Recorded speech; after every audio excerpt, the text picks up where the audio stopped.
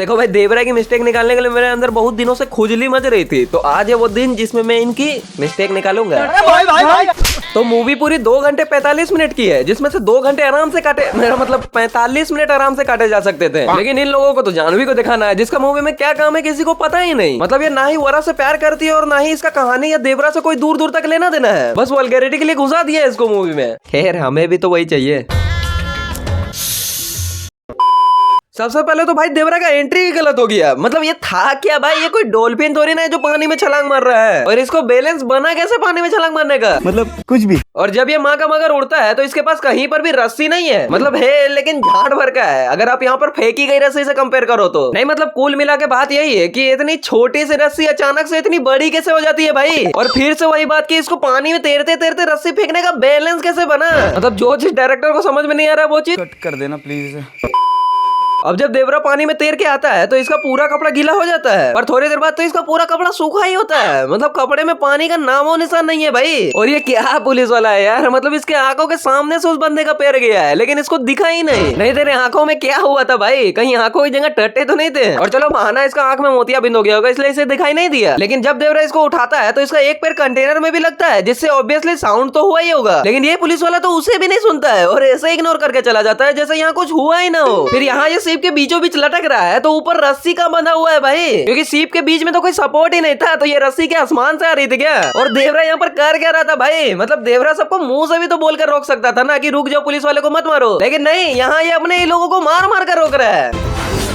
अबे जिस स्पीड से देवरा यहाँ आया था उस हिसाब से तो इसका गर्दन उड़ जाना चाहिए, लेकिन खंजर तो इसके गले पे ही आके रुक जाता है। और ये है मूवी का सबसे बड़ा इलॉजिकल सीन, क्योंकि इस सीन में देवरा लिटरली अकेले इन चर्चर कंटेनर को धकेल रहा है, और अब तो ये 6 लोग भी आ गए हैं जो देवरा को अपोजिट साइड में धकेल रहे हैं, लेकिन इसके बाद भी इसको कोई फर्क ही नहीं पड़ता है।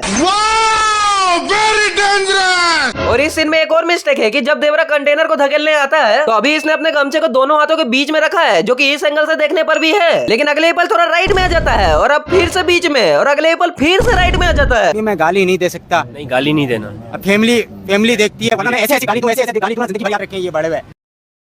फिर यहाँ कंटेनर गिरने से उसके सारे बम फट जाते हैं और फटने से इतना आग निकलता है कि इतने दूर खड़े इन चिरकुटों को भी आग लग रही है, पर देवरा जो इतने पास खड़ा है उसको कोई फर्क ही नहीं पड़ता है। और अब देवरा का हथियार देख लो कितना छोटा है, मतलब आधा तलवार भी नहीं है, लेकिन यहाँ इतने झाड़ पर के चाकू लगने से ये दोनों उड़ उड़ के गिर रहे हैं। नहीं देवरा हाथ पकड़ के फेंकता तो कोई बात होता, लेकिन यहाँ तो ये चाकू से ही उड़ रहे हैं हमारे यहाँ। और अभी चांद देख लो कितना छोटा है, लेकिन जब देवरा खून से एक्शन करने वाला होता है तो कुछ ज्यादा ही बड़ा हो जाता है। मतलब इसमें उसमें 19 लाख का फर्क है। और यहाँ पे लगभग 60-70 लोग आए होंगे देवरा को मारने के लिए, लेकिन किसी ने भी एक भी तलवार नहीं मार पाया देवरा को, इसीलिए इसने अपने बेटे से ही मरवा लिया। मेरा मतलब तलवार, यार क्या सोच रहे हो तुम लोग।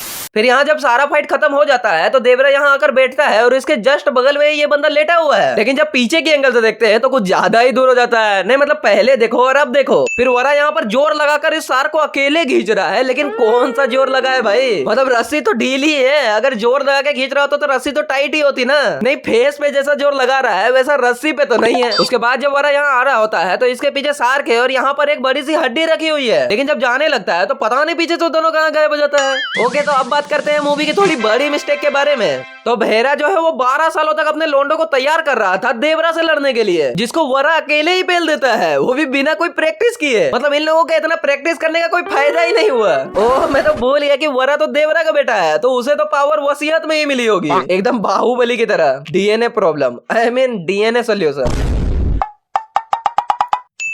खैर आज के लिए बस इतना ही। अगर आपको वीडियो पसंद आई है तो लाइक शेयर कमेंट सब्सक्राइब। और हाँ, कंगुआ पे भी मिस्टेक में ला रहा हूँ, जानता हूँ उस पे ज्यादा वोट मिले हैं, लेकिन देवरा को बनाने का मेरा मन था बहुत, इसीलिए पहले यही ले आया।